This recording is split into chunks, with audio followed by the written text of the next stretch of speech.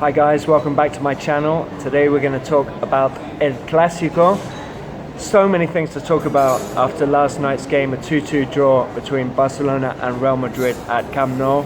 And just, where to start. I made a list because there's just so many incidents, goals, little subplots to talk about. So, let's start with the general stuff. It was an amazing atmosphere, as it always is for the Clásico.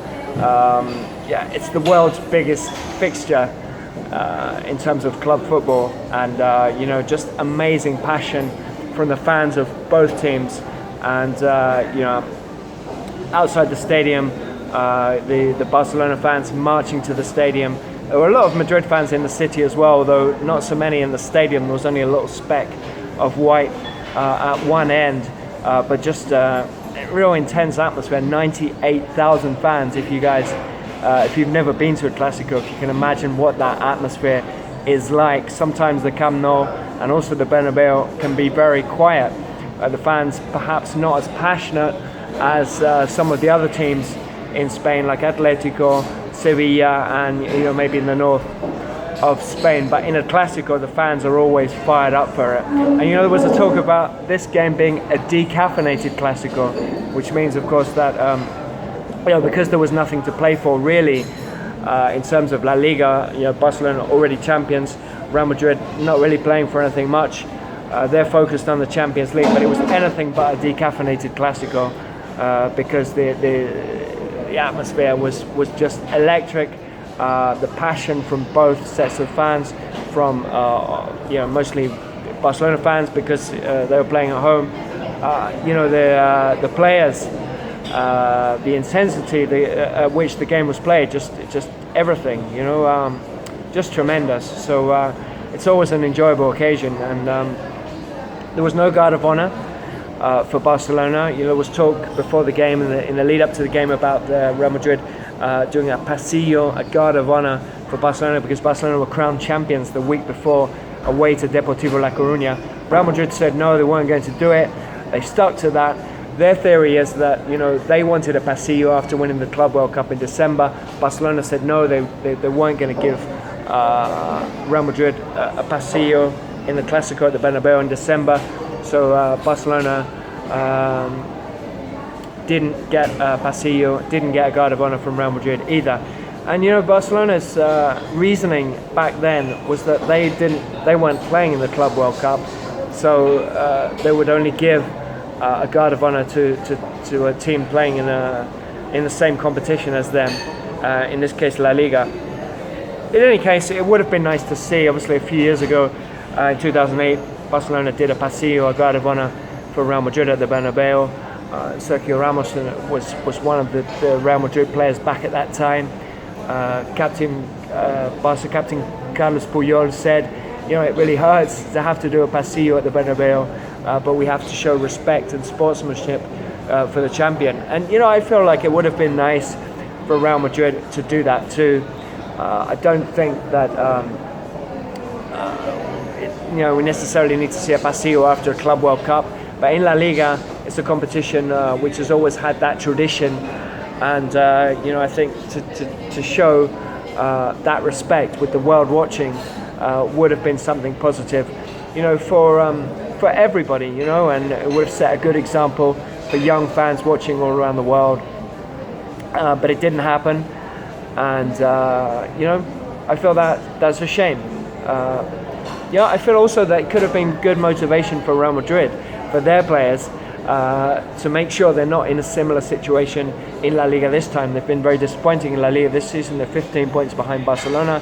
Perhaps, if you're a player and you give this a guard of honor to your biggest rival, perhaps that's a motivating factor for next season. It makes you try harder to make sure that this time next year you're not going to have to do the same again, but instead you're fighting to win La Liga.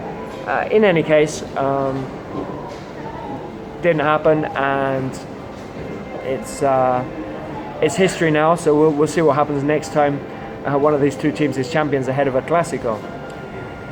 In any case, moving on, Real Madrid surprise starting lineup with Bale, Benzema, and Cristiano, the BBC all together in the attack. We haven't seen that very often this season, and Bale's been off form, Benzema's been off form, and it was a little bit surprising to see it in the Clásico. Barcelona, I thought, picked their strongest side. Andres Iniesta playing his 38th and final Clásico for Barcelona after announcing that he will leave this summer. For me, Barca, it's their strongest 11, and Real Madrid's pretty much. Dani Carvajal obviously missing out through injury. Isco was out as well, so Zidane went for Bale and Benzema, and ultimately it worked out pretty well, probably better than we had expected. Barcelona started better though. They took the lead. A fantastic cross by Sergio Roberto, and a wonderful volley by Luis Suarez, and a really nice goal. And they could have added to that straight afterwards, but then Real Madrid hit back, to their credit. It's a strange fixture, this one, in that Barcelona seemed to play better away from home against Real Madrid, and Real Madrid seemed to play better away from home against Barcelona. It's not usually the case. Teams usually better playing at home, but in this fixture I feel it's that way around. Perhaps it's because Real Madrid are stronger on the counter-attack, and maybe at home they feel they have to go and take the game to Barcelona and leave spaces for Barcelona to be able to exploit, and vice versa. But it seems to be the case that both away teams do better in this fixture, and a little bit than the home teams. Even though this one, of course, was a draw, I thought Real Madrid did very well. Like I say, Real Madrid equalised through Cristiano Ronaldo. It was a lovely move. He received the ball from Toni Kroos. Kroos overlapped, back heel to Kroos. Kroos crossed for Benzema to head back across goal, and then Ronaldo tapping in the goal and getting injured in the process. He took a knock on the ankle from Gerard Piqué, and it looked like he couldn't continue. He did continue, got up, picked himself up, and was very, very dangerous. Almost scored twice after that. He had 7 attempts, in fact, in that first half.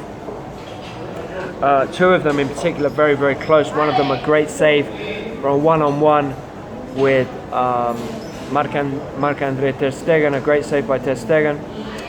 And then the second one, he just it was an angled drive, just drilled it just wide of the post. And Real Madrid were rampant at that point. They could have easily taken the lead. And half time 1-1. We felt that Real Madrid had the better of it, and maybe could go on to win the game despite Barcelona's strong start. But in the second half, teams came out. Obviously, controversial incidents before half time. There was quite a bad foul by Messi on Sergio Ramos, which earned him a yellow. There was obviously the Gareth Bale foul on Samuel Umtiti, which many people thought should have been a red card, and it wasn't even a yellow. Bale very, very lucky to stay on the pitch, I felt, with that challenge. And then moments later, Sergio Roberto lashing out at Marcelo and earning himself a red card in an incident that I feel that we haven't really seen a proper replay of. We have so many different camera angles now at football games, but there was no angle that really captured this one. But certainly Sergio Roberto appears to lash out Marcelo and sent off. So Barca come out in the second half with 10. Real Madrid come out in the second half without Ronaldo, and even though Barcelona were playing with 10, I felt they were the better side for most of the second half. And Real Madrid seemed to lose something without Cristiano. Karim Benzema, I thought, was excellent, perhaps buoyed by the 2 goals against Bayern Munich in midweek.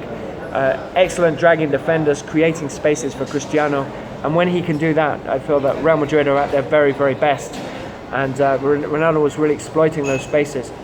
When Ronaldo went off, they were really lacking a focal point, I thought, Real Madrid, and definitely lost something. Barcelona playing with 10 took it to Real Madrid in the second half, went ahead, of course, through Messi. There was a clear foul by Suarez on Rafael Varane in the build-up, which wasn't spotted. Another refereeing mistake. There were so many in this game. And then, of course, that was a lovely goal by Messi, a lovely finish. And after that, Suarez had the ball in the net, but Rakitic was adjudged to have been offside. he wasn't. Another refereeing error. You know, Barcelona thought they were 3-1 ahead, but in the end, it was only 2-1.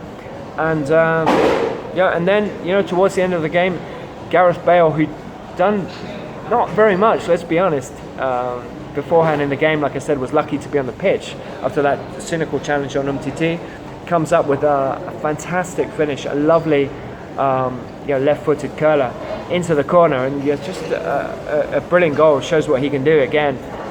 You know, again with Ronaldo off the pitch. You know, often we say that you know, Bale's best performances and best moments come when Ronaldo isn't there, and you know, it happened again.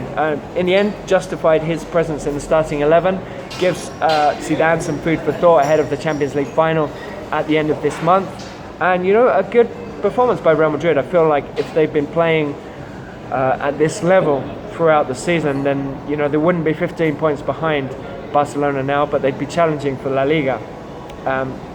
So I think positives for them. A performance that will give them confidence ahead of the Champions League final. And for Barcelona, you know, unbeaten still.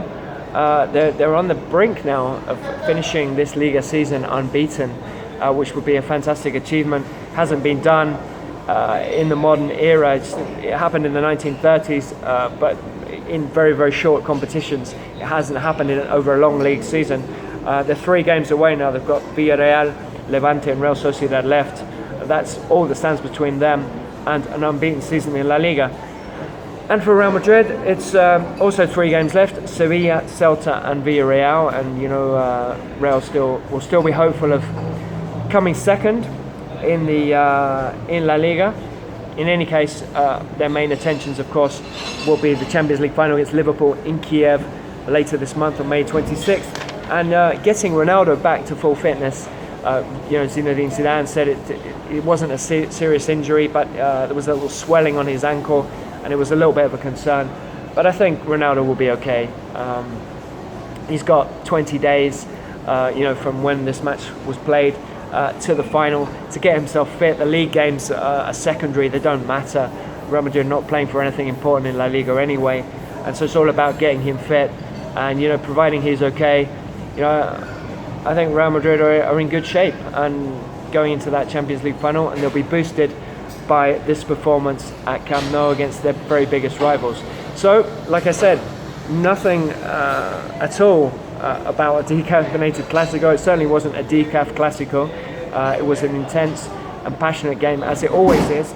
And in the end, despite the refereeing decisions, which I thought probably affected both teams, I have to say I think it was a fair result, and probably a result that both teams will be happy with in the end. So in any case, thanks for joining me, guys. I appreciate you watching these videos. Please like and subscribe, and I'll come back with another video soon. Take care, have a good day. Goodbye.